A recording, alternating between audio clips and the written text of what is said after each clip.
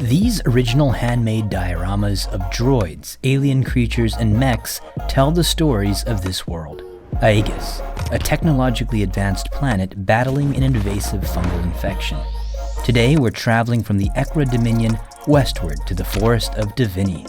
I'll show you the process of conceptualizing, building, and painting my 13th diorama in this series, and the short story at the end will shed some more light on the Blight. This is Gamey Builds, and we're going beyond the Blight.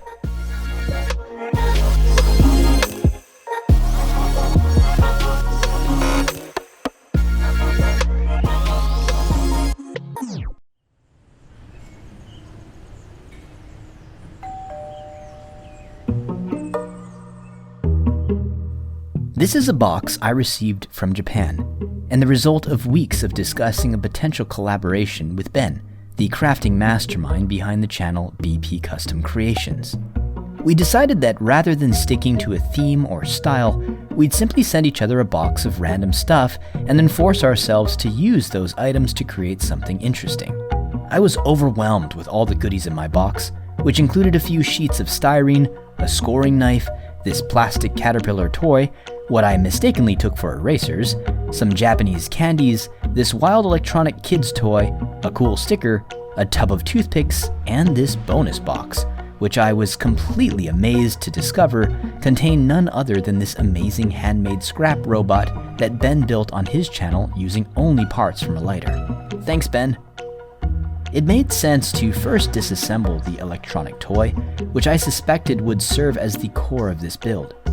What was unexpected was that this thing had about a bajillion tiny screws holding it together and boasted a whole mess of electronics, including a tiny speaker, LEDs, and spinning motors, easily making this the most over-engineered toy I'd ever worked with. Cool. With the pieces laid out on my workbench, I began exploring concepts. It's worth noting that I spent a good bit of time here with the camera off, holding pieces in my hands and examining them from different angles to find interesting shapes that I could work with. Beyond that, I was searching for the story hidden within these pieces. There was something interesting here waiting to be told that could fit like a puzzle piece into the rest of my lore. I simply needed to discover it. As always, this step was pure experimentation as I struggled to incorporate as many of the materials as possible.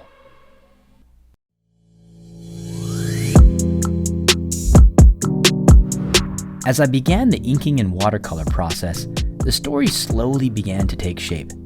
I'm calling this particular mech a Grim Strider, or Hik-Heljat in the Aegisian language. These slow-moving, long-limbed machines are sent into blight-infected areas to pump various gases and fungicides onto the invasive fungi to study the results in an effort to better understand the blight. Lastly, I added some background elements to the concept art. I regret using the brush pen for this, however, as it made the legs of the mech difficult to distinguish. A thinner felt tip pen would have been a better choice to move these less important elements of the artwork into the background. In any case, it was onto the watercolors. I went with subtle coloration here, a dirty beige for most of the body with a rust-bitten underbelly and orange accents. Then came some background coloring, and with that, the concept was done.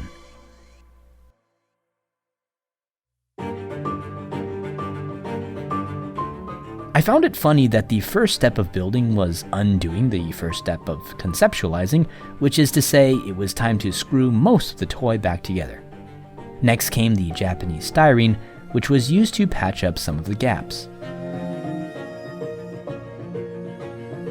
Weird-shaped holes, especially curved ones, can be difficult to patch with styrene, so I find it helpful to first make paper templates. I'm using cheap index cards to do this, which I find have the perfect rigidity for this sort of thing.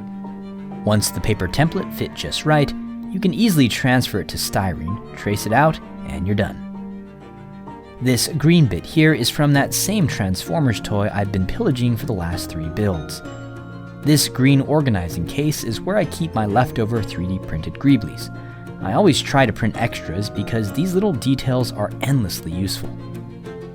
Of course, having access to a 3D printer begs the question, why not just design and print everything?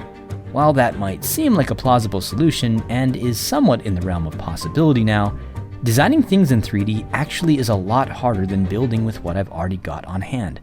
And as a novice Blender user, there are still a lot of forms that I'm not quite sure how to recreate. In addition, I'm just really enjoying building things by hand as much as possible.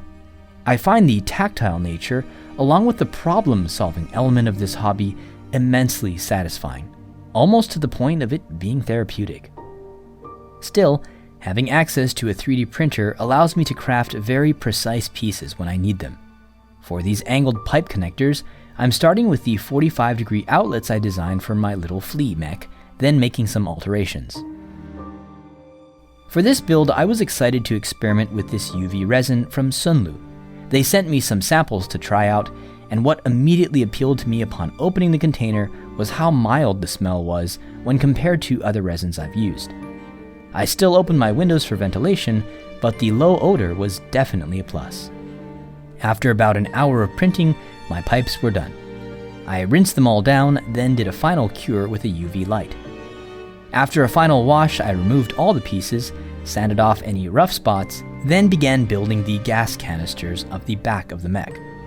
If you're wondering about these orange caps, let's just say that I came down with a certain unmentionable virus a couple weeks ago and ended up with a bedside table full of these test kits.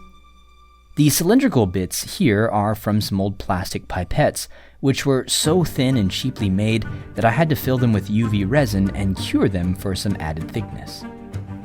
By the way, the reason this video took longer than most was that the unmentionable virus took me out of commission for a couple of weeks, and while the experience wasn't fun, at least it left me with a whole bunch of new building supplies.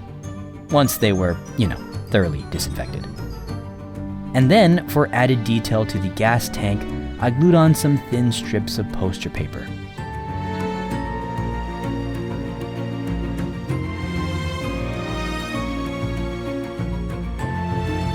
Working with spherical shapes like this can be a real challenge, which is why I chose paper over other materials for this.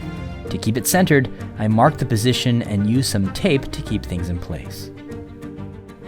These 3mm silicone tubes purchased for my last build were used to connect the outlet greeblies to the body of the Strider, while 2mm aluminum armature wire made for slightly smaller, more posable pipes. More pipes were added to the back, and then the screw holes were filled in with epoxy putty.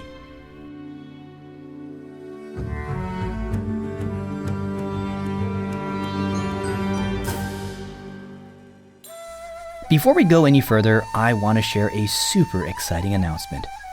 This droid and bird duo was the subject of my very first Beyond the Blight build, and it's always held a special place in my heart. And so I'm thrilled to be able to share it with you all as my very first t-shirt design.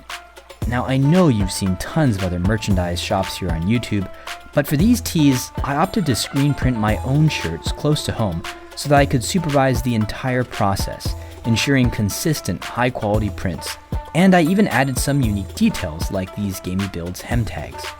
Because this wasn't a cheap endeavor, I printed a very limited run for this first batch, so if you dig the design and would like to own a piece of Beyond the Blight, please visit gameybuilds.com. For the legs, I scanned the original artwork, imported the JPEG into Blender, and then began building out the shapes to match the drawing. I started out with a cube, then extruded and divided the faces as I went to achieve the overall shape of the legs, then beveled each of the corners. The next step was to carve out the holes in these leg struts. I did this with cubes once again, repositioning their edges to match the drawing. Once all the shapes were right, I beveled their edges for a smoother look, then added a Boolean modifier to the base shape, subtracting the difference of the smaller shapes, resulting in these cutouts. This process was repeated for the front thigh. One little tip that sped things up was not rotating the legs to match the artwork, but instead keeping them oriented to the X and Y axes, which made extruding and duplicating a lot cleaner and faster. I'm still such a novice at this though, so if you got any other tips for me, leave them in the comments. I was really impressed by how the Sunlu resin printed, with less obvious print lines than the other resins I've used, and a nice overall rigidity. I next drilled some holes into the body, then added this old coat hanger wire, plus a tiny wooden bead. After carefully referencing my original artwork, I glued the rear leg bits into place.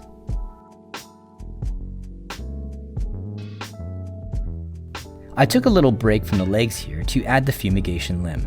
After drilling a hole into the chest-mounted gas chamber, I made an articulated arm using these leftover bits from the Modabots toy I was sent a few projects back. As with that build, I had to seal up some of the gaps with Milliput, but the rest of this was pretty vanilla, as I thought the Modabot limbs worked well as is.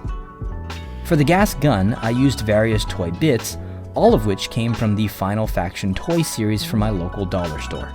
The trick here is combining things in a way that the original pieces aren't immediately recognizable, though I suspect that anyone who's kitbashed with Final Faction toys before would immediately be able to pick these bits out. A tiny bit of paperclip was then added to this LED string, which is an old throwback from my very first video here on YouTube, where I used it for the bindings on this pod racer. The rest of the light string was then attached to fit the contours of the Strider's body, and then it was back to the legs. In the concept art, I based these leg bits on mechanical pencils, which I had tucked away in an office drawer. After eviscerating them with a miter saw and sanding down the rough edges, I found that paperclips fit perfectly into the tiny graphite holes, and that little red bit is a snippet of heat shrink tubing. Cut lengthwise, these divot-covered pen grips made for suitable armor plating, and then it was simply a matter of mixing and matching plastic pen bits and other miscellaneous cylinders to recreate the concept art as closely as possible. I went with paperclips for all of the bent leg joints, as they had the right rigidity and diameter. Over the last year and a half, I've used maybe a dozen different kinds of wire for various joints, but for these, I needed something strong, but still pliable enough to pose. Posing was important because up until this point, I still wasn't sure where the feet would land when the legs attached to the body, so I wanted to keep my options open. For the rear legs, I added this styrene tube, then added some plastic gears, and some other bits to help bulk everything out while also strengthening it. It was next back to Blender to design and then print these tripod-inspired feet.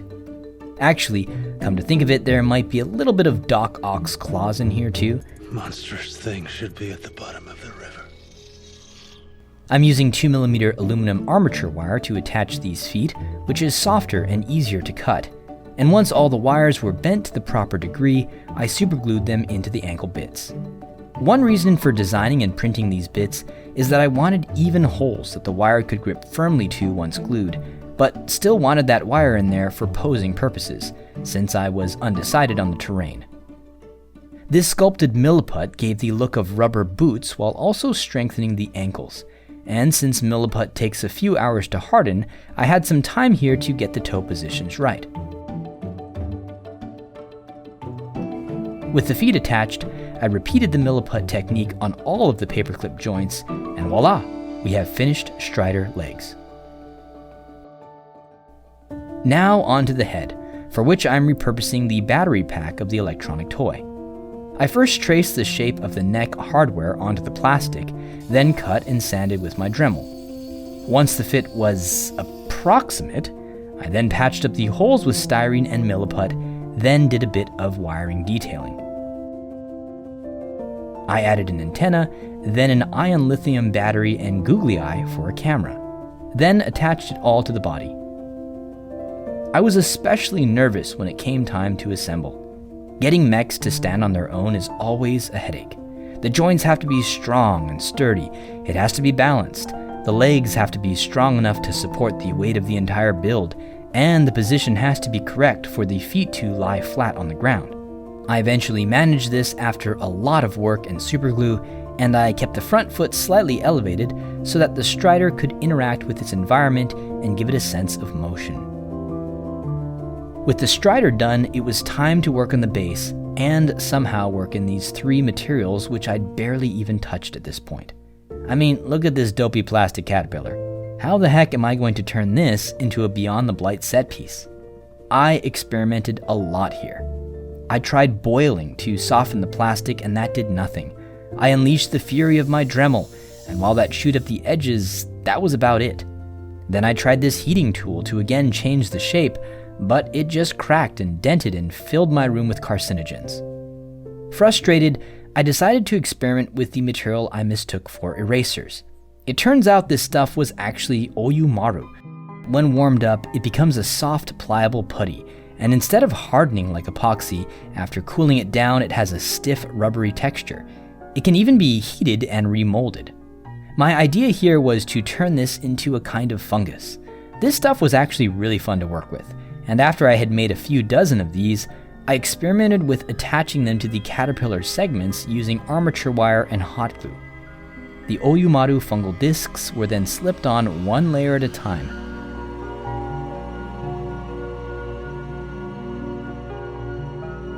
Finally, some sculpted milliput helped widen the stems.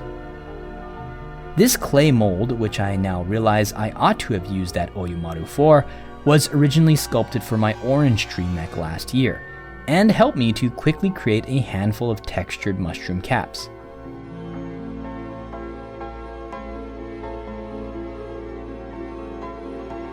Some sculpted milliput added texture to the inside of the caterpillar segments too. And finally, these Japanese toothpicks were trimmed down and the tips were used for tiny alien fungal spikes. Because the caterpillar fungus was all the same size, I modeled a bunch more on Blender and printed them out at different diameters for variation. The other mushroom bits were all made from polymer clay, and I also used that clay to fill in the gaps of this tree bark, to turn these into decomposing logs.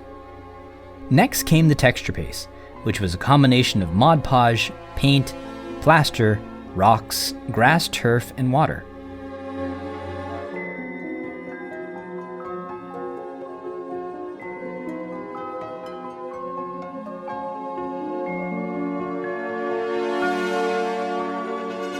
With that still wet, I set in the strider to get the feet positions correct, filled in the gaps around them, then removed the mech to finish the base.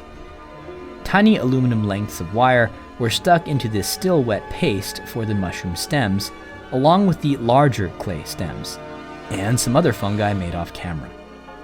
And while I'd later removed these larger fungi for more detailed painting, I stuck them in now to lock in the position. And after 4 weeks of building, it was finally onto the painting. And as always, that means a short story.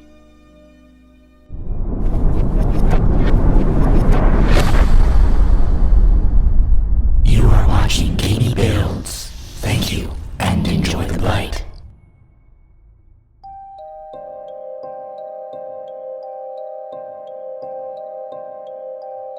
The strider stalked through the thick underbrush, spore clouds erupting into the dewy air with each footfall. After a decade of neglect, every joint groaned a mournful sound. It was a miracle that its sensors still functioned, sifting data through its comms and directly into the sat link above. That such a machine still stood and had not been completely dismantled by skin hiders was due in no small part to the environment it found itself in, just 50 kilometers from the equator, where the rot was heavy and the hungry infection yawned greedily over poisoned soil. You have to admit there's a beauty to the whole thing. However, dreadful, Korlek said. He loosened his harness as he shifted in his seat before a console in an orbital outpost 400 kilometers above the Strider's current position. You subscribe to an odd definition of beauty, sir, said his droid companion. She was performing routine maintenance on a power coupling and didn't need to glance at the screens to understand Korlek's remarks. She had channeled the data through her own comms before decrypting the images and forwarding them to the human's console. The Malasha revere the Blight as something sacred. Disturbing a fungal colony is punishable by death. Did you know that, Kale? Mm-hmm, Kale intoned, mimicking the human sound for polite indifference.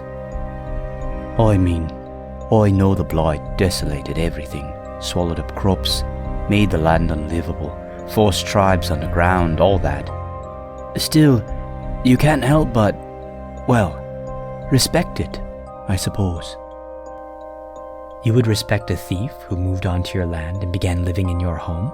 Kale asked, prying a panel away from the hull and shining a beam into its innards. Interesting analogy, droid. You have strong feelings on the subject. Hardly. I am programmed to point out anomalies. Your sentiment runs contrary to our mission. Maybe. Still not a fair comparison, though, calling the Blight a thief. There is no cunning. It doesn't reason, doesn't abide to any kind of morality. It's merely doing what its biology has hardwired it to do. It's surviving. And a thief is not? You missed your calling as a criminal defender. Kale bent forward at her waist, mocking a bowing gesture. Between the two of them, she was the only one who could perform such a maneuver in their zero-G environment, thanks to the electromagnetic soles of her feet. Korlek smiled before turning back to the console and entering a command. On the opposite end of the globe, the rusty Strider pumped 27 cubic meters of sticky fungicide into the bog. The infection writhed and hissed as pustules erupted across its soft fungal flesh. Korlek winced and switched off the camera feed. He never enjoyed this part of the job. At his core, he was a researcher, a learner, a thinker. But the money had always been on the side of the Eradicators. Few remained who were willing to sponsor any endeavors to understand the Blight. Korlek entered more commands, and the Strider knelt low to the ground, prongs extending from its limbs to gather soil samples. All these years, and all we've learned is how the Blight dies, not how it lives, not where it came from. Imagine the secrets it might hold if only we had the patience to discover them. This is a travesty, not science. Perhaps there are more pressing priorities than your personal research, sir. Korlek ignored her. It was pointless, arguing with a royal droid. Kale was hard-shipped for loyalty to the Empire and cared nothing for civilian concerns. But what was the point? Wiping out whole swaths of infected land only for the Blight to adapt and return as hardier varieties. If this was a battle for the planet, the humans were fighting blind and losing. To Korlek, it had always seemed that there was more to the Blight than the simple fungal infection everyone assumed. In spite of his comments to Kale, whom Korlek knew better than to completely trust, he suspected that the Blight was not guided by simple biology alone. In fact, he'd even theorized. Kale, are you seeing this? Korlek asked, pulling himself closer to the console display. The droid quietly stepped over to join him. It did not speak. Can you confirm that this feed is properly decrypted? Any anomalies in the data? The data is clean. The feed is accurate. But how? Korlek whispered, eyes fixed on the screen. Now the readings made no sense at all.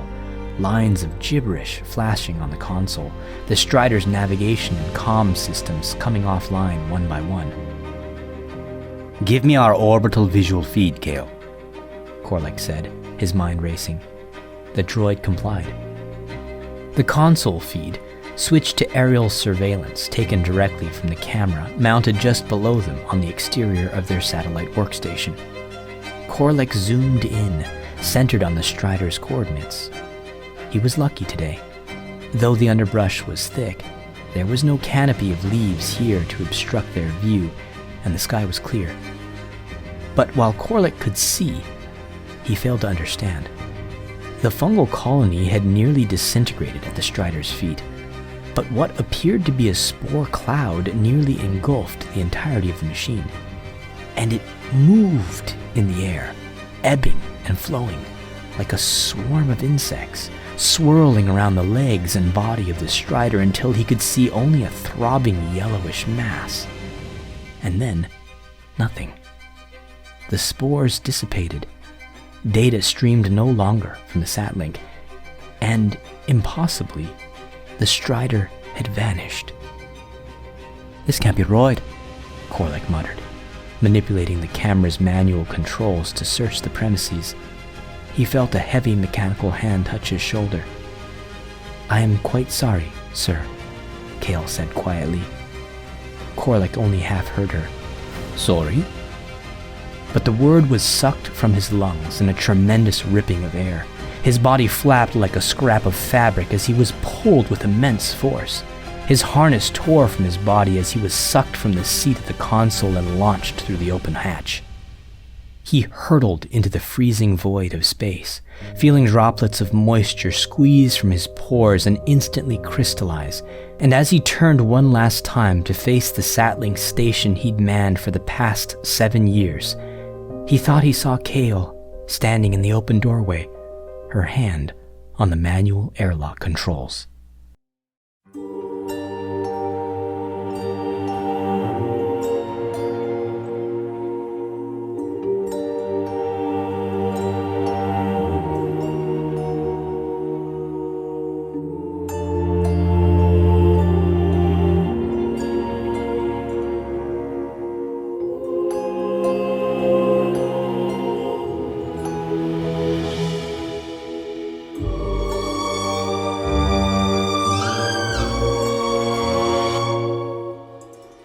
Thank you all so much for watching, especially my lovely patrons, and to Sunlu, who provided the resin for this build.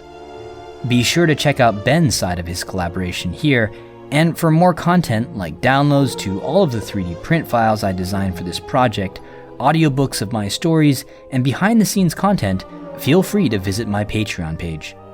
Until next time, this is Gamey Builds, over and out.